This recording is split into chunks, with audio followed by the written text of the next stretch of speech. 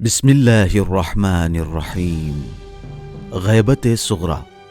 260 سال گزر چکے تھے معصومین علیہم السلام کو لوگوں کی ہدایت کرتے اور ان کے سوالوں کے جواب دیتے ہوئے، اور پھر امام حسن عسکری علیہ السلام کی شہادت واقع ہوئی اور حضرت امام مہدی علیہ السلام آخری امام کے طور پر ظاہری امامت پر فائز ہوئے۔ آپ کے منصب امامت پر فائز ہونے کے بعد غیبت صغریٰ کا آغاز ہوا۔ غیبت صغریٰ یعنی کچھ مدت کے لیے عباسی حکومت اور شیعوں کی نظروں سے غائب ہونا۔ یہ غیبت تقریباً 69 سال تک جاری رہی۔ غیبت صغریٰ میں شیعوں کے لیے سب سے بڑی مشکل اپنے زمانے کے امام سے گفتگو کرنا تھی، کیونکہ انہوں نے اب تک ایسے حالات کا سامنا نہیں کیا تھا۔ اسی وجہ سے امام حسن عسکری علیہ السلام نے اپنی حیات اور پھر امام زمانہ عجل اللہ تعالی فرجہ الشریف نے غیبت صغریٰ کے زمانے میں شیعوں سے رابطے کے لیے چند نائب معین کیے: عثمان بن سعید، محمد بن عثمان، حسین بن روح اور علی بن محمد سمری۔ یہ 4 صحابی پہلے سے معصومین علیہم السلام کے نزدیک قابل اعتماد تھے۔ غیبت صغریٰ کے زمانے میں انہیں امام اور امت کے درمیان بہترین واسطہ سمجھا جاتا تھا۔ ان 4 افراد کی ذمہ داری غالیوں، مہدویت کے جھوٹے دعوے داروں اور امام زمانہ عجل اللہ تعالی فرجہ الشریف کی نیابت کے جھوٹے دعوے داروں کی تردید کرنا تھا۔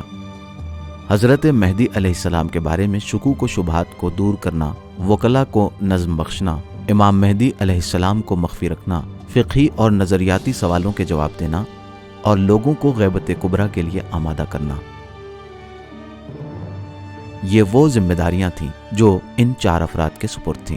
نواب اربعہ کے علاوہ وکلا کا ایک بڑا سلسلہ تھا جن کے ذریعے دنیا کے تمام شیعوں تک پیغامات اور احکامات کو پہنچایا جاتا تھا۔ ان میں سے اکثر وکلا نواب اربعہ کی طرح امام زمانہ عجل اللہ تعالی فرجہ الشریف کی جائے سکونت کو نہیں جانتے تھے اور نہ ہی آپ سے براہ راست ملتے تھے۔ امام کے وکلا کی تنظیم، جو امام جعفر صادق علیہ السلام کے زمانے سے ہی تقیہ اور احتیاط کی بنیاد پر اپنا کام شروع کر چکی تھی، امام کی غیبت میں شیعوں سے روابط اور ان کی مشکلات کو حل کرنے میں اس کی اہمیت اور بڑھ گئی۔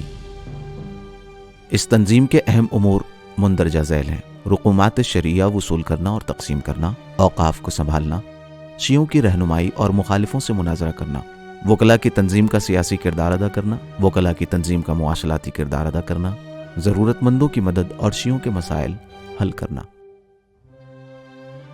حضرت امام زمانہ عجل اللہ تعالی فرجہ الشریف کی غیبت کے سلسلے میں آپ کے وجود کے اس بات پر ائمہ معصومین علیہم السلام کی بہت سی احادیث کے علاوہ آپ کی توقیعات، جس میں آپ نے شیعوں کے خطوط کے جواب تحریر فرمائے ہیں، آپ کے وجود پر بہترین دلیل ہے۔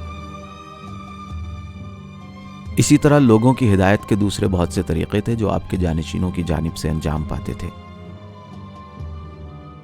مثال کے طور پر امام کے تیسرے نائب حسین بن روح نوبختی غیر تحریری خطوط کے جواب دیتے تھے، جو صرف سفید کاغذ ہوتے تھے، جن کے سوال صرف خط لکھنے والے کے ذہن میں ہوتے تھے۔ آخرکار غیبت صغریٰ کا خاتمہ امام زمانہ عجل اللہ تعالی فرجہ الشریف کی اس آخری توقیع سے ہوا جس میں آپ نے محمد ابن سمری کی وفات کی خبر دی، جس کے بعد غیبت کبریٰ کا آغاز ہوا۔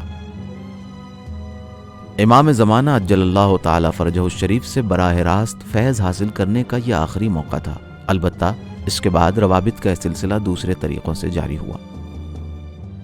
جیسا کہ آپ اپنی ایک توقیع میں فرماتے ہیں، غیبت کبریٰ کے زمانے میں میرے وجود سے کسب فیض ایسے ہوگا جیسے بادلوں کے ہوتے ہوئے سورج سے۔ مزید ویڈیوز دیکھنے کے لیے روضہ امام علی رضا علیہ السلام کے چینل کو سبسکرائب کریں اور زیادہ سے زیادہ شیئر کریں۔